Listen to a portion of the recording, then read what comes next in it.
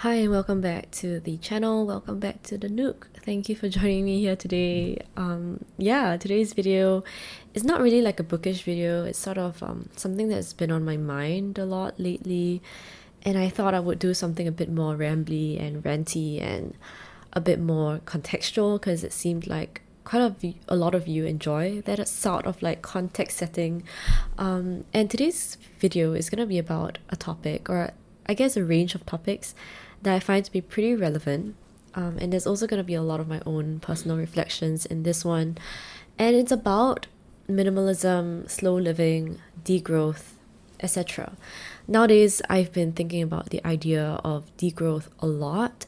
And I just really wanted to express that in this video, how I've come to really learn about the concept, what are the resources I've sort of engaged while learning about the concept, and the different threads in my life that have sort of come together, kind of interwoven into this fabric of understanding towards the world. My understanding of things have sort of shifted bit by bit, mostly like, book by book or video by video. And now I have a clearer sense of how I'm gonna go about the act of slow living, or the act of, like much more intentional and climate conscious way of living.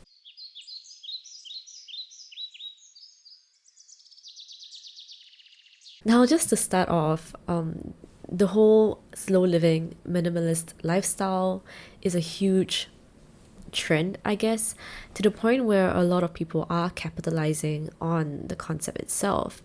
I do think that there is a certain aesthetic that is being sold according to what slow living and minimalism is supposed to look like. There's a certain type of lifestyle and a certain type of class that's associated with this sort of aesthetic. And I really wanted to talk a little bit more about that. So I think that the slow living movement has been around for quite a while, as well as the minimalist movement. And they are separate things, although a lot of people tend to also adopt similar mindsets or practices between the two movements. As well as the minimalist lifestyle, a lot of people started to reject consumerism, or like mindless consumerism, right? Or people started to embrace this sort of minimal aesthetic as something that was a bit more eco-conscious, something a bit more, I guess, like environmentally friendly. I think that kind of tied into the aesthetic of minimal living. But I want to also dig a bit deeper and to think about how this group of aesthetics can be very specific to people who can afford such lifestyles. For example, like people who can afford to slow down, right?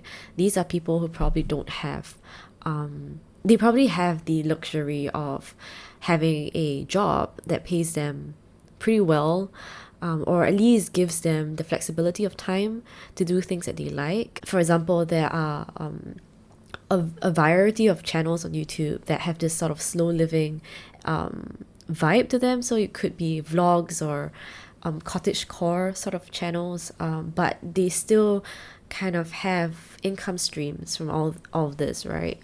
Most of the time they are actually still holding on to a day job, or they are still earning passive income from their YouTube channel. So even though so many people start to really look to these contents as inspiration, the reality is that such a slow living ideal lifestyle is just not attainable for a lot of us.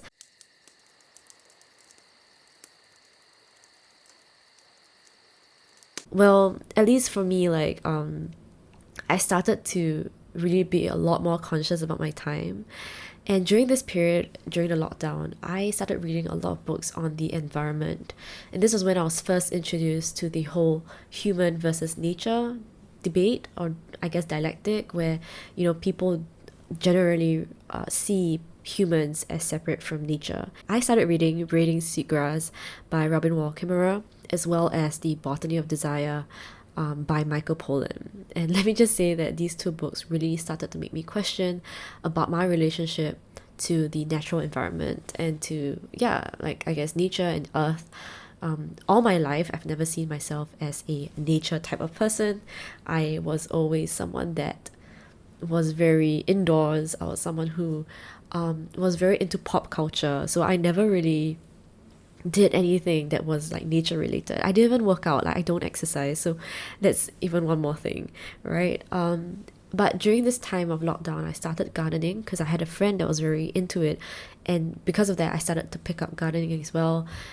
And it made me really conscious of my physical relationship to nature, right? And it's still in a very controlled manner because people tend to collect plants that, they tend to kind of objectify the plants a little bit. They would want to collect plants that are like from different exotic parts of the world, or they would want to expand a certain collection of plants, and they would be really scientific about the way that they nurture the plants, or the way that they would keep a garden, right? It's all very, very controlled. Whereas, I was a lot more interested in understanding, yeah, like what are the native plants to this environment? What are the plants that I can keep indoors but won't kind of disrupt any sort of, yeah, like any sort of ecosystems, even though I'm clearly not in any sort of complex ecosystem. But I didn't want to have a plant that, wasn't really meant for this climate, or that I had to do a lot of micro engineering, like climate engineering, to get these plants to survive in Singapore. With all of that, I started questioning, yeah, like, actually being in nature or appreciating nature gave me a lot of inner contentment, or it gave me a lot of inner peace, right? It was a kind of peace that I never really felt before. Prior, I mean, I was really a very normal, I guess even normie or like local person. I would treat retail therapy as like a leisurely activity, right? I mean, everyone shops for therapy, right? Everyone likes to go to the mall, spend a few bucks here and there, go to a cafe, spend a bit more money on the cake, go to a fast fashion boutique store, buy some clothes, even though I clearly didn't need any clothes, right? And at that time, I did thrift. Most of the stuff that I bought was still thrifted from then, but I still treated it as like, yeah, I mean, I can buy another shirt. It's not that I needed to buy another shirt, but let me just buy this shirt because it looks cool, right? And all of that started to chip away slowly as I started to read more about the environment. I started to question the sources from which I derive my joy, right? When I looked at my closet, I realized, yeah, I don't really wear these clothes. Oh, another book that I recommend for that is Fashionopolis by Dana Thomas. It's a really great book to read about the whole fashion clothes industry and how incredibly wasteful it is, actually. So that also opened my eyes to the specifics of clothing and fast fashion industry. I started to adopt slow living practices kind of unintentionally, really, because I kind of felt like, yeah, I actually really enjoy this time alone and enjoyed the time that I was spending with nature. I was enjoying the time on books, right? Like reading these books that I borrowed from the library. I realized that I was deriving so much joy from things that couldn't be bought with money, things that I was able to have access to without money, right? And I think that's a huge privilege to have, especially in Singapore, where greenery is really such a part of the built environment here. And to some extent, there is protected areas where we can really enjoy, like the environment, the climate here in Singapore. As well as the public library systems here in Singapore are really quite amazing. So it's always just an issue of what types of books are a lot more available. But generally, a lot of books are available for reading in the public libraries, even if they do touch so-called sensitive or contentious issues in Singapore. I started to really enjoy this whole process. I started to really, really enjoy the fact that I didn't have to transact money for fulfillment. And this is a really short-lived thing, right? Because reality bites back and reality says you have to make money in order to keep on living. I entered my first full-time job and immediately all of these things just went out the window. I didn't have time to read as leisurely as I wanted to. I didn't have time to be out in nature because my schedule was like day to night. I wouldn't have any sunlight at all. So it was really out the window for 6 months. And because, I mean, that's one part of the reasons why I just felt like I really wasn't myself, because of all these habits I picked up when it was lockdown that made me feel really in tune with myself. And going into that full-time job just completely cut me off from the environment again, and completely cut me off from the time that I had to slow down, to really, really enjoy the present moment.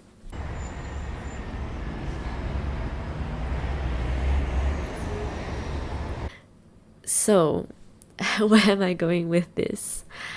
I just want to say that I think slow living is intrinsically tied to the concept of degrowth. And we need a lot of people to get into the concept of degrowth, right? Degrowth means reducing our consumerist mindset. It means reducing the commodification of our relationship to the environment. It means allowing all these things that are like so innately fulfilling to be publicly available to the commons, right? Nature, we should protect nature. It's always been with us. We've always been a part of nature.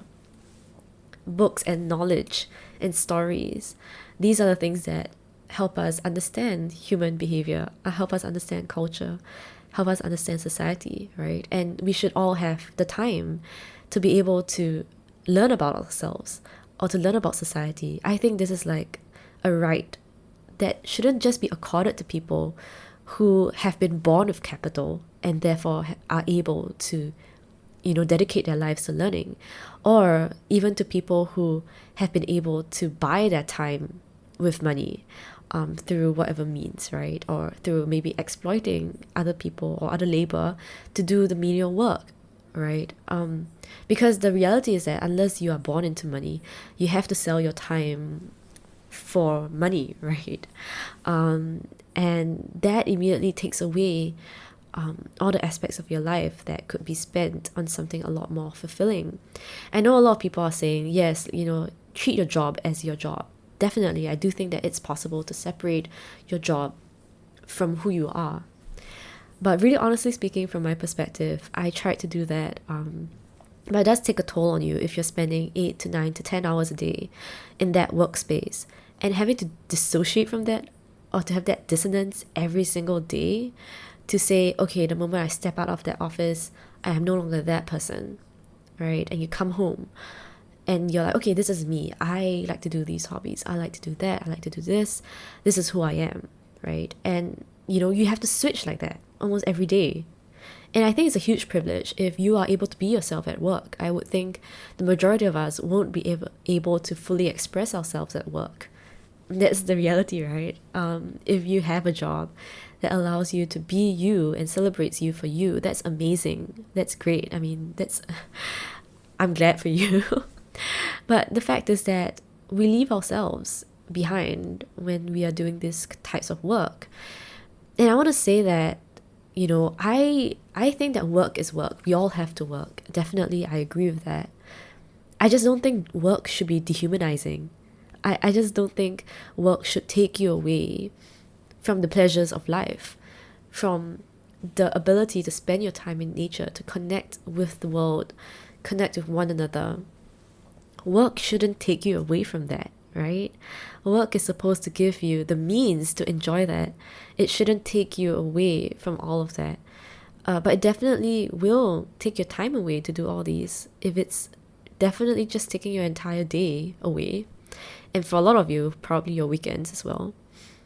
And just giving you the 3 hours at night to do whatever the hell you want. But most likely you're going to be so tired out from your work that you're just going to be mindlessly consuming things. And this is what consumerism is built on, right? It's built on exploiting that weakness of, you're so time pressed that you go for these quick fixes. You go for a quick click of a button to buy something that looks good. You go for a quick drink at the nearby pub. You go for a quick whatever. And we start to fix all of these things with quick fixes. This is something that Our Changing Climate did in a video called How We End Consumerism. It's also about the concept of degrowth. And in that video, he kind of touches on how consumerism has gotten to a stage where, it's precisely because of our long working hours that we've sort of compacted our consumerism to such an intense degree that it kind of just makes everyone lose out. As a consumer, you are fed constantly with things to buy, and a lot of us are driven to financial, misery because of that. At the same time, the industry of retail workers, of service providers, are pushed to the limits because they are meant to cater to this ever-growing and ever-present group of consumers. I don't know whether, that is normal. I don't think this is really healthy for anyone. And I think that because as consumers, we are so detached from how our goods are produced, how the services are performed, we just think that we are entitled to services and goods at any given time. Convenience is key. But this is the whole point of slow living. What is convenience? What meaning does it give you? Just because you can have an object in 2 days versus being able to get the object fairly, with everyone in the process being fairly compensated and given reasonable hours of working. Would it really hurt you to wait for that good for at least a week or two or a month? I guess to me, my answer to that is now no. I no longer do shopping. Of course, I still buy goods. I still buy things if I need them. But I don't shop anymore for leisure. I do not look at things to buy when they're on sale. I do not go to malls anymore. And I spend my time reading. Basically, every time that I'm not in a conversation with a friend or I'm not working, I'm reading a book. And let me just tell you, it is really such an amazing habit to pick up, because we have libraries, and we also have lots of resources online where books are also released for free. The fact is that reading is always available, and it is a privilege if you are able to access books super easily and super conveniently. And I think this is something that everyone should have, right? And now I'm at a stage where I'm thinking about how I'm gonna continue on in my life, because the work that I do now is flexible enough for me to pursue these things that really give me joy, which is, spending time with friends, being able to learn about the world, being able to do things at my own pace. It has really made me realize that I actually don't need this pace of life to be so much higher. And to some degree, I would say, I'm losing that individual ambition. And this was the period of time where I kind of encountered this video by its Reddish time, which I strongly recommend for you to watch. It is called Millennials Are Killing the Corporate Ladder. And in this video, it's Reddish time, I don't know her full name, but she talks about how millennials, I guess, or the YOLO economy, right, where a lot of young professionals are leaving their jobs. A lot of people are disillusioned. They no longer believe in the rags to riches story, and that people don't have ambition anymore. But she goes on to say that it's not about individual ambition anymore.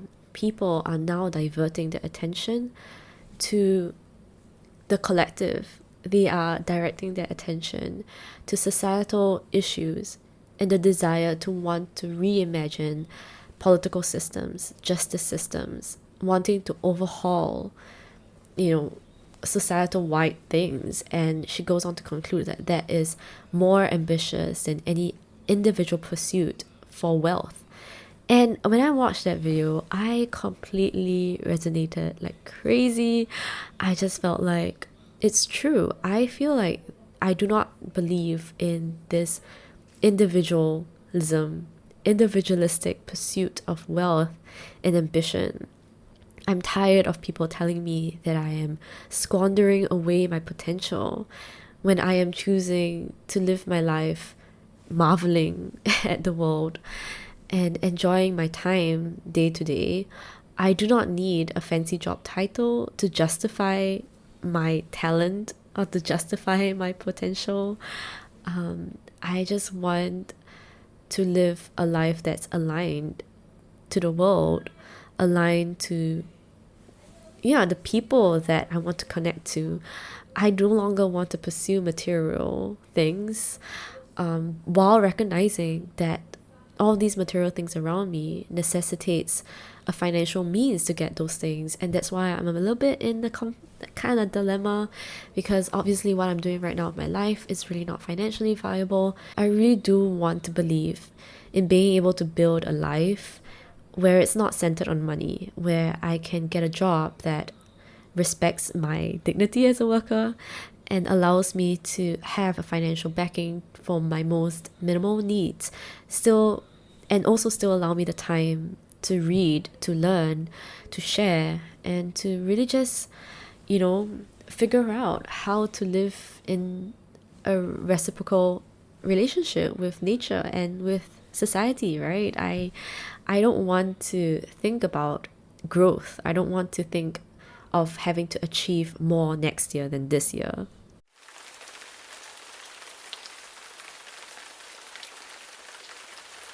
Now things are sort of picking up a little bit more, and I'm afraid that I really cannot keep this pace of life anymore. I see friends sort of picking up in their lives, right? Picking up after the pandemic has hit, people trying to get back to the usual pace of life pre-COVID. And I see a lot of this. I see a lot of people being very restless, trying to build up dreams, and I guess to some extent being quite jaded.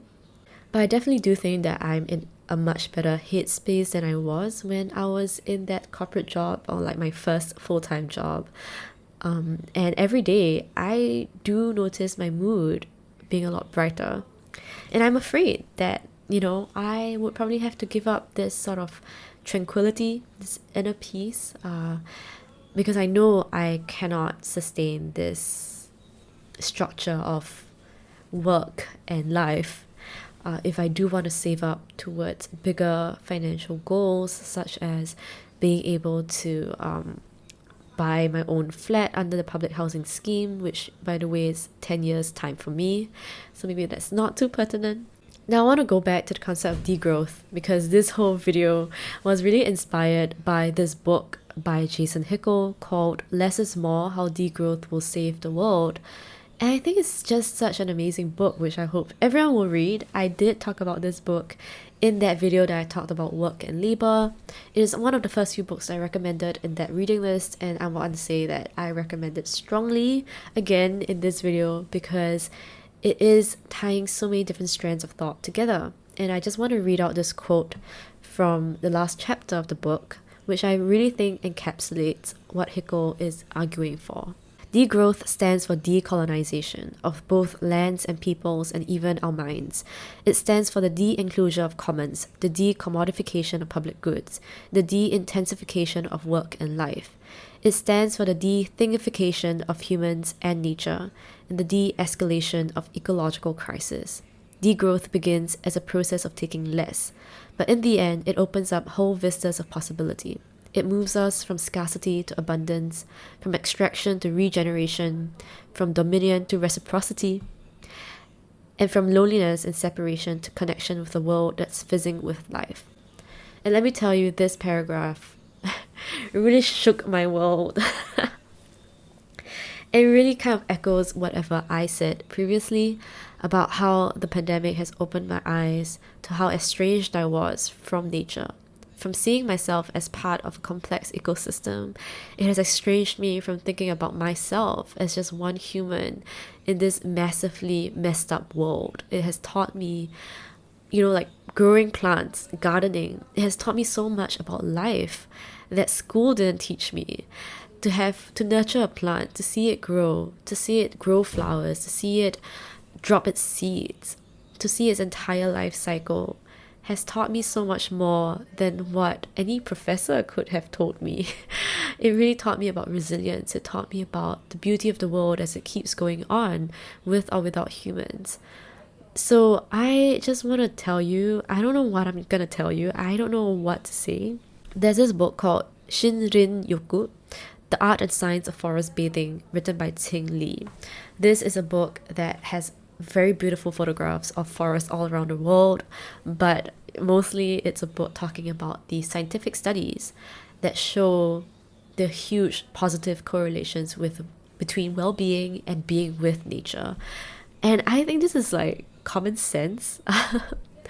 As we all might know, nature is really a healing force. And the reality is that the way that we work today, when we think about the Industrial Revolution and we think about the current workforce and the way that society is structured today, all of these things are relatively recent phenomenons. All of these things are very recently constructed systems, right?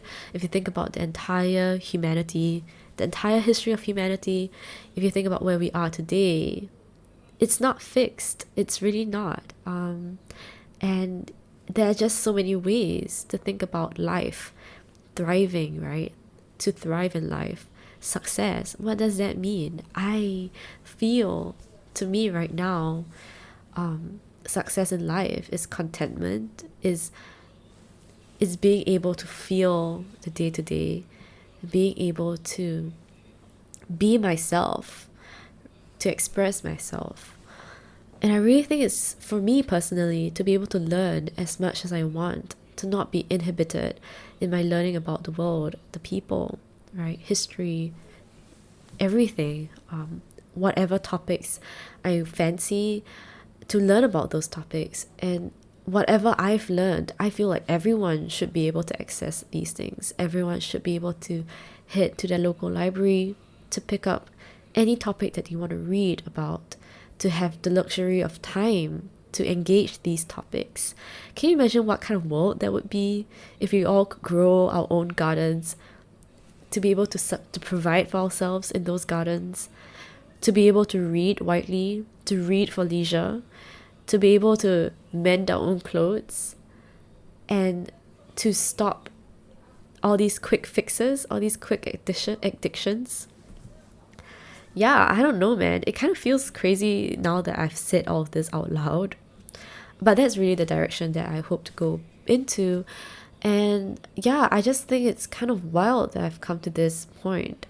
Let me just say that one of the channels that was really fundamental in the way that I think about these things is Saint Andrewism.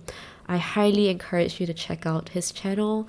He has amazing videos about different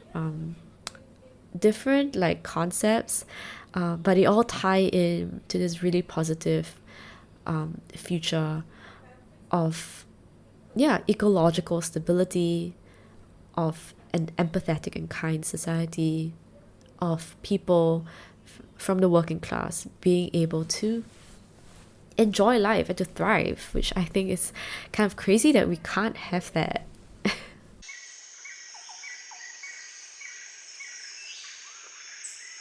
Okay, so that's the end of this episode. I hope it was interesting for you. I don't know whether I was able to tie all the concepts together. I just really wanted to talk about, the idea of degrowth and how that has really been a huge paradigm shift for me in the way that I see myself and the way I see the world. And I hope that maybe for you that you might pick up some of these topics for yourself and to read more widely and deeply about these issues. I think it really starts with opening our mind to imagination, thinking about how the future can be different, to look at what feels a bit wrong right now, and to figure out if there are ways to do something a little bit better. So yeah, that's it from me. Thank you so much for listening all the way if you did. It's really quite crazy. The world is kind of wild. I hope you take care of yourself. I do think you deserve a lot of rest for really just surviving this world. So thank you so much for joining me all the way to the end. If you enjoyed this video, don't forget to leave a like or subscribe if you haven't already. Yeah, I can't believe I didn't say that earlier. Yeah, so see you in the next video. I hope to have more sit down talk videos like this, kind of just rambling and putting together different thoughts together. I don't know what I'm saying. It's late at night. I just came back from an amazing hike in Sentosa Island. So I just feel like, yeah, crazy. Like nature is just so amazing and beautiful. So thank you and see you in the next video. Bye.